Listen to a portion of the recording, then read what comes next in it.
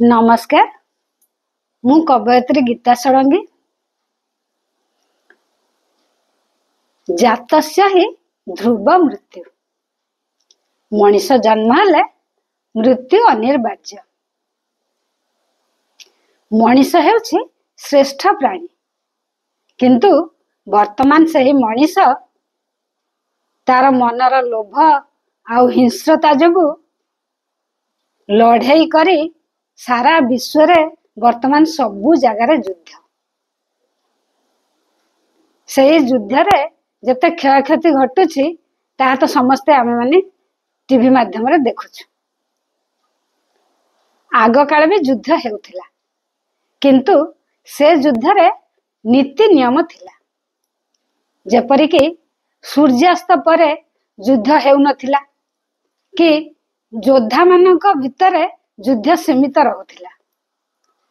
नारी शिशु मानक उपरे आक्रमण करा जाउ नथिला, किंतु वर्तमान रो युद्ध जेभଳି भाबरे सारा पृथ्वी रे लागिछि ताहा देखिले पृथ्वी जे केते दिन आउ रहिबो ताहा भी चिंता करा जाई पारुनै।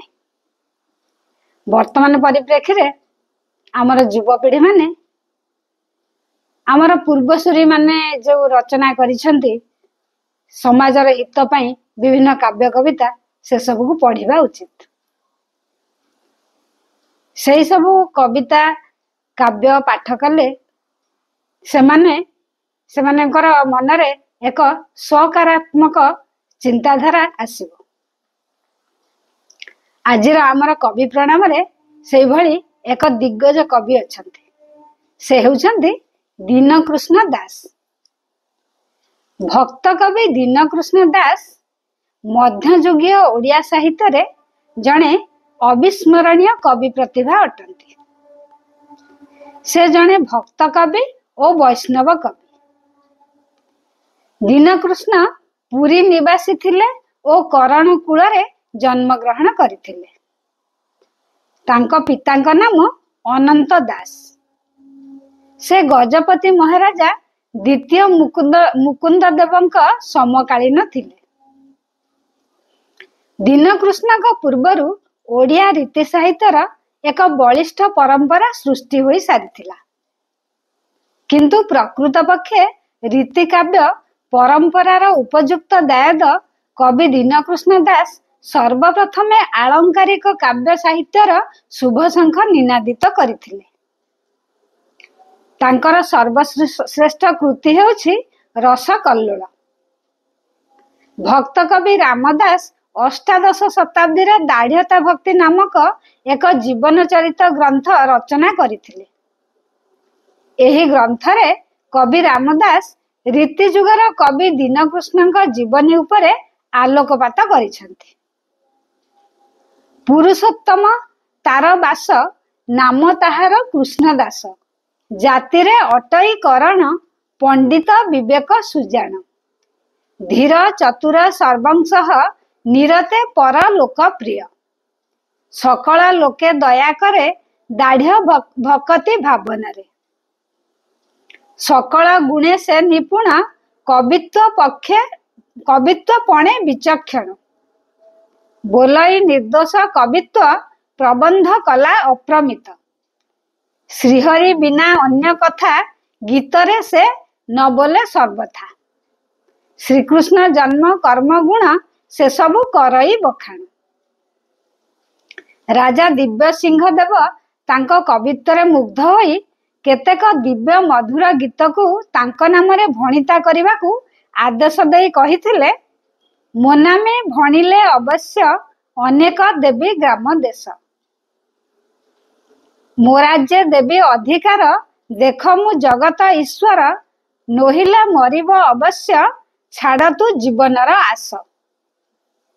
मात्र राजा दिव्य सिंह देवंक प्राणदंड आदेश और विभिन्न पार्थिव प्रलोभन को खातिर न करी दीनकृष्ण राजा को निर्भीक भाव कहिथिले, बोइला सुणन रूपनाथ केवल देव जगन्नाथ। ए पिंड बिकी अछि तारे गीत मु न बोले अन्य रे। एकथा अन्य हेब काहू दुख न करी आज्ञा हेउ। तुम्भंकु नाही मोर डर ମୋ ପ୍ରଭୁ ବଳେ ବଳିଆର ଜଗତ ସୃଷ୍ଟି ଆନ ହେଲେ ଗୀତ ମୁଁ ଆନକୁ ନ ବୋଲେ। ଏହାପରେ ରାଜା ଦିବ୍ୟସିଂହ ଦେବ ଦୀନକୃଷ୍ଣଙ୍କ ହସ୍ତପଦରେ ଶିକୁଳି ବାନ୍ଧି କାରାଗାରରେ ନିକ୍ଷେପ କରିଥିଲେ। ସ୍ୱୟଂ ଶ୍ରୀ ଜଗନ୍ନାଥ ଦୀନକୃଷ୍ଣଙ୍କୁ ବନ୍ଧନ ମୁକ୍ତ କରିବା ପାଇଁ ରାଜାଙ୍କୁ ସ୍ୱପ୍ନାଦେଶ ଦେଇଥିଲେ। ରାଜା ଦୀନକୃଷ୍ଣଙ୍କୁ ମୁକ୍ତ କରି କ୍ଷମା ପ୍ରାର୍ଥନା କରିଥିଲେ।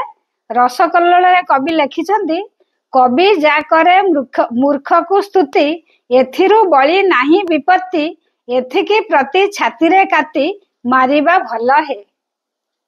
ଅମର କବି ଦୀନକୃଷ୍ଣଙ୍କର ରସକଲ୍ଲୋଳ ଏକ ମହାନ କାବ୍ୟ। ଏହା ଆଙ୍ଗିକ ଓ ଆତ୍ମିକ ଦୃଷ୍ଟିରୁ ଜୟଦେବଙ୍କ ଗୀତ ଗୋବିନ୍ଦ ସହିତ ସମକକ୍ଷ ଅଟେ।